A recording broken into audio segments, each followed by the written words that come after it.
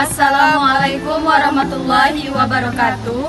Perkenalkan, kami kelompok 3 manajemen peserta didik yang beranggotakan Saya Romi Hidayati dengan NIM 2130 103089. saya Siti Aisyah dengan NIM 2130 103094. Saya Siska Fernandes dengan NIM 2130 103112. Jadi teman-teman, materi yang akan kami jelaskan yaitu yang pertama mengenai dasar-dasar pengelompokan peserta didik, yang kedua yaitu jenis-jenis pengelompokan peserta didik, dan yang terakhir yaitu tata cara atau teknik pengelompokan peserta didik. Selamat menyaksikan.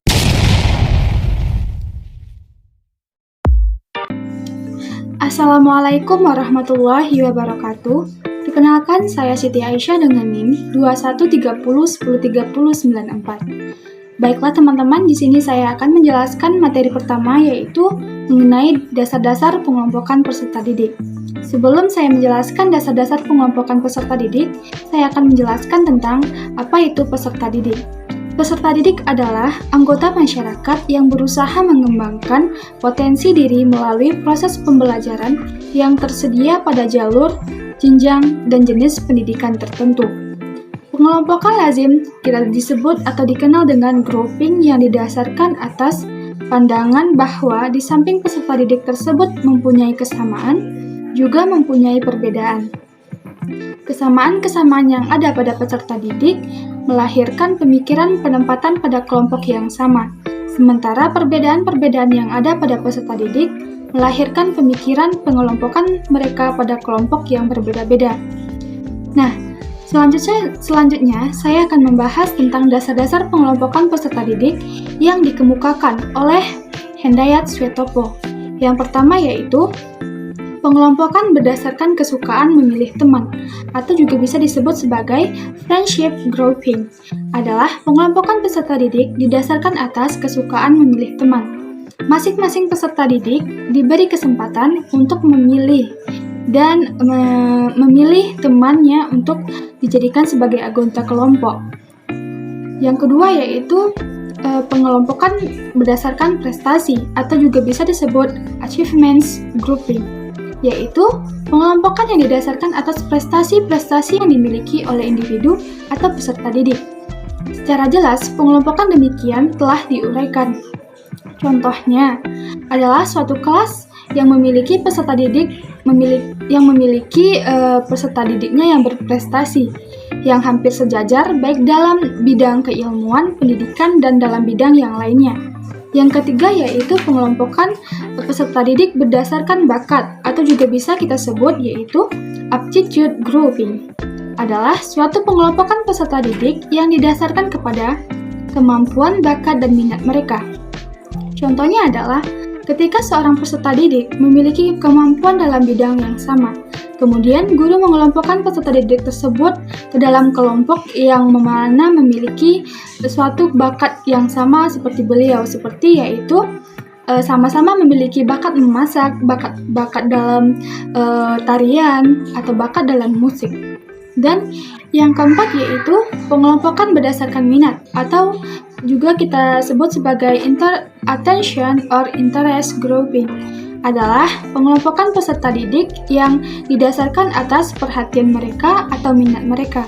Contohnya adalah seorang peserta didik yang memiliki bakat dalam bidang olahraga sepak bola, tetapi ia tidak memiliki minat pada sepak bola. Jika dikelompokkan dalam kelompok sepak bola, maka akan menghambat perkembangan peserta didik tersebut.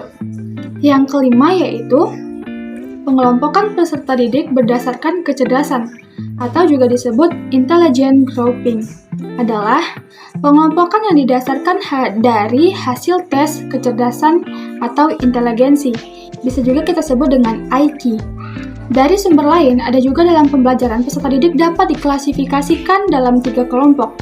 Yang pertama yaitu kelompok normal, mengembangkan pemahaman tentang prinsip dan praktis aplikasi, mengembangkan kemampuan praktik akademik yang berhubungan dengan pekerjaan.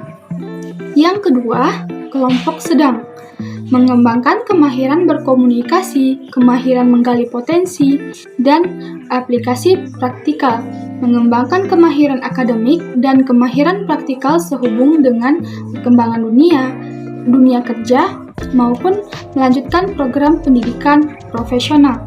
Dan yang terakhir atau yang ketiga yaitu kelompok tinggi, mengembangkan pemahaman tentang prinsip, teori, dan aplikasi, mengembangkan kemampuan akademik untuk memasuki pendidikan yang lebih tinggi.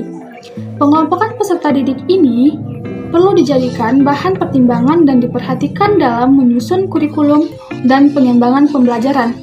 Sekian penjabaran materi yang pertama oleh saya, dilanjutkan oleh rekan saya. Sekian, terima kasih. Baik, saya akan melanjutkan yang bagian B, yaitu jenis-jenis pengelompokan peserta didik. Ada banyak jenis pengelompokan peserta didik yang dikemukakan oleh para ahli. Yang pertama, ability grouping, yaitu pengelompokan berdasarkan kemampuan di dalam setting sekolah. Yang kedua, subgrouping within the class, adalah pengelompokan dalam setting kelas. Pengelompokan yang berdasarkan atas kemampuan adalah pengelompokan yang dimana peserta didik yang pandai dikumpulkan dengan yang pandai, yang kurang pandai dikumpulkan dengan yang kurang pandai. Sementara pengelompokan dalam setting kelas adalah suatu pengelompokan di mana peserta didik pada masing-masing kelas dibagi menjadi beberapa kelompok kecil. Pengelompokan ini juga memberi kesempatan kepada masing-masing individu untuk masuk ke dalam lebih dari satu kelompok.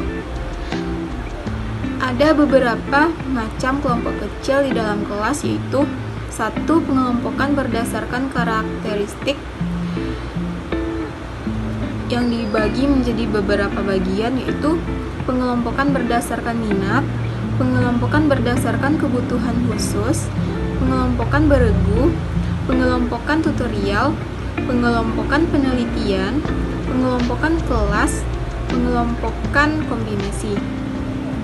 Yang kedua, pengelompokan berdasarkan realitas pendidikan sekolah. Menurut Regan, ada 7 macam pengelompokan atau grouping. Pengelompokan yang dikemukakan oleh Regan tersebut berdasarkan atas realitas pendidikan di sekolah. Ketujuh pengelompokan tersebut diantaranya adalah SD tanpa tingkat, pengelompokan kelas rangkap, pengelompokan kemajuan rangkap, pengelompokan sekelompok siswa pada seorang guru, pembelajaran beregu, departementalisasi, pengelompokan berdasarkan kemampuan. Mungkin hanya itu yang dapat saya sampaikan. Saya dilanjutkan oleh rekan saya. Baik, saya akan melanjutkan penjelasan materi dari teman saya tadi, yaitu tentang tata cara atau teknik pengelompokan peserta didik. Teknik-teknik pengelompokan peserta didik dapat didasarkan pada 3 aspek. Yang pertama yaitu berdasarkan kemampuan. Dalam berdasarkan kemampuan ini terbagi menjadi yaitu yang pertama, kemampuan siswa dalam setiap pelajaran tidak sama. Bisa saja siswa yang kuat di bahasa ternyata lemah di matematika. Yang kedua yaitu pengelompokan kemampuan siswa dapat berubah sewaktu-waktu dan berubah-ubah untuk setiap mata pelajaran, bahkan untuk suatu konsep tertentu. Yang ketiga, guru dapat memotivasi dan menjelaskan materi pada saat yang bersamaan. Teknik selanjutnya yaitu berdasarkan kegiatan. Dalam berdasarkan kegiatan ini terbagi menjadi yang pertama, pada proses belajar dengan jenis pengelompokannya berdasarkan kebutuhan saja. Yang kedua, pada saat pengelompokan bisa saja berubah-ubah kapan saja dan anggota kelompok bisa tidak sama, di mana tujuan akhirnya adalah kepekerjaan yang ditugaskan. Yang ketiga yaitu dalam tugas kelompok. Siswa akan belajar menjadi seorang pemimpin, anggota kelompok yang baik, bagaimana harus mendengarkan pendapat temannya, memberikan usulan dan sebagainya.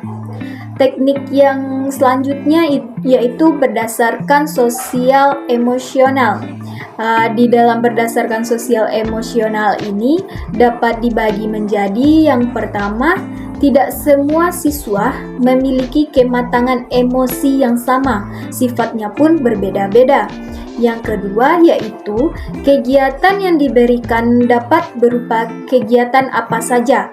Pengelompokan ini harus direncanakan pula dalam penulisan lesson plan dan akan sangat bermanfaat pada saat memberikan laporan kepada orang tua murid. Yang ketiga yaitu banyak orang melupakan perkembangan sosial emosional siswa. Padahal hal ini akan sangat berpengaruh terhadap learning style siswa bersangkutan. Baiklah teman-teman, sekian penjelasan materi dari kelompok 3. Semoga materi tersebut bermanfaat bagi kita semua. Apabila ada kesalahan kata, mohon dimaafkan. Sekian, terima kasih. Assalamualaikum warahmatullahi wabarakatuh.